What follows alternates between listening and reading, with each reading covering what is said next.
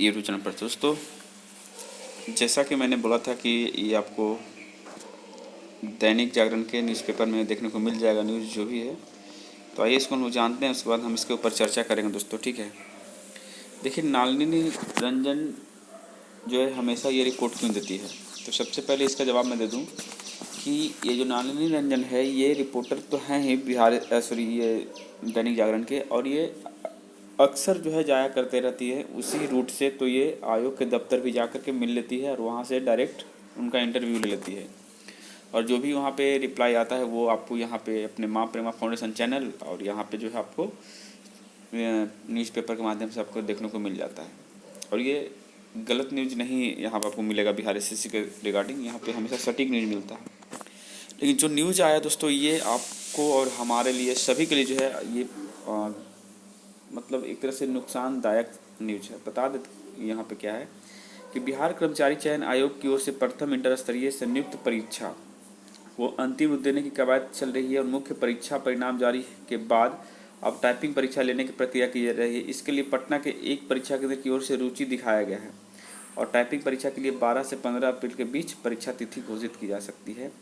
आयोग के सचिव ओम प्रकाश पाल ने बताया कि टाइपिंग परीक्षा के सेंटर चयन की प्रक्रिया की जा रही है, और सेंटर की के लिए जो है पाटलिपुत्र स्थित टीसीएस की ओर से अभिरुचि दिखाया गया है। अब इसे फाइनल किया जाएगा, और इस परीक्षा केंद्र पर 8000 अभ्यर्थियों की जो है परीक्षा लेने की क्षमता है, लेकिन कोविड नियम को देखते हुए एक दिन में 5000 लड़कों को जो बैठा जाएगा। दोस्तों, यहाँ पे बता दूँ, जैसा कि टेंडर की तिथि आपने देखा होगा बार बार जो बदलते गया, और एक बार इनको एक टेंडर फाइनल हो गया था, लेकिन रूल के अनुसार कम से कम 2 होना चाहिए। तो इसी कारण से डेट फिर बढ़ा और 8 अप्रैल तक आया, लेकिन उसके बावजूद इनको कोई और दूसरा टेंडर वाले नहीं पहुंचे। तब जाकर कर लास्ट में फाइनल इसी को फाइनल करने की व्यवस्था की जा रही है, ठीक है। और दूसरी बात दोस्तों कि इस एग्ज़ाम को भी कंडक्ट कराने का इधर हाल ही में है ज़रूरत, लेकिन इसमें सबसे बड़ा प्रॉब्लम क्या है दोस्तों, यहाँ पर बता दूँ मैं आपको, नहीं चाहिए।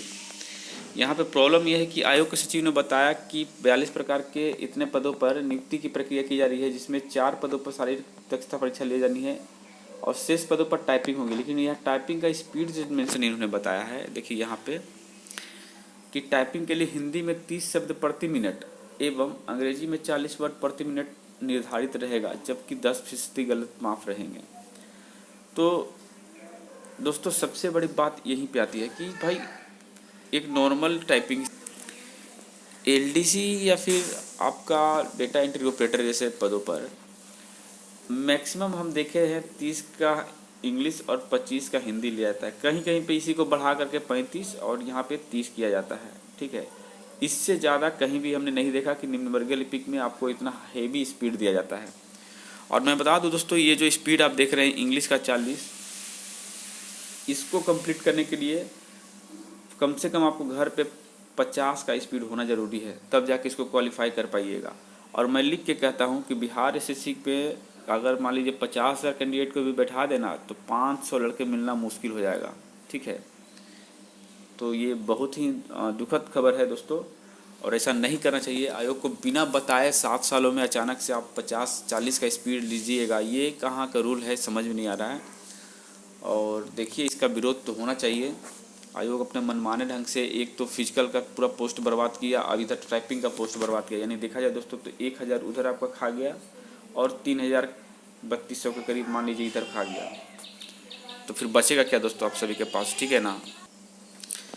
तो अब पता नहीं क्या होगा दोस्तों, यहाँ पे सभी का जो है हाइपर टेंशन हो गया है। कल तो हमने एक पोस्ट भी किया था जिसको आप लोग वायरल भी किए हैं, लेकिन क्या करें दोस्त, पोस्ट करना पड़ता है। जब सिस्टम में बदलाव नहीं आता है तो आदमी को दिमाग जो है थोड़ा हैंग हो जाता है। वही बात हुआ था कल। खैर, जो भी वो बुरी खबर है और बुरा असर पड़ेगा, ये हम जितने भी कैंडिडेट अभी जो टाइपिंग कर रहे हैं उनके ऊपर भी बुरा असर पड़ जाएगा इस न्यूज़ के बाद। तो कहीं ना कहीं आयोग को इसके ऊपर फिर पुनर्विचार करना चाहिए। जब तक नोटिस नहीं आ रही है तब तक उनको विचार करके बढ़िया से नोटिस देना चाहिए। और कुछ लोग बता रहे थे कि जो टाइपिंग होगा वो आपको ऑफलाइन होगा, मतलब यहाँ पे आपको एक पेपर मिलेगा, इसी को देख करके आपको कंप्यूटर पर लिखना होगा। दोस्तों, ऐसा नहीं है, पहले होता था। टीसीएस पहले ऐसा कराती थी, लेकिन टीसीएस अब बदलाव की है। वो अब क्या करती है, मैटर आपको ऊपर में दे देगी और नीचे में आपका टाइपिंग का जो भी है कर सकते हैं। तो ऐसा नहीं है कि ऑफलाइन होगा या ऑनलाइन ही होगा दोस्तों, ठीक है, आपको घबराने की ज़रूरत नहीं है। फिर भी नोटिस का इंतज़ार करते हैं, जो होगा वही होगा। जय हिंद, जय भारत।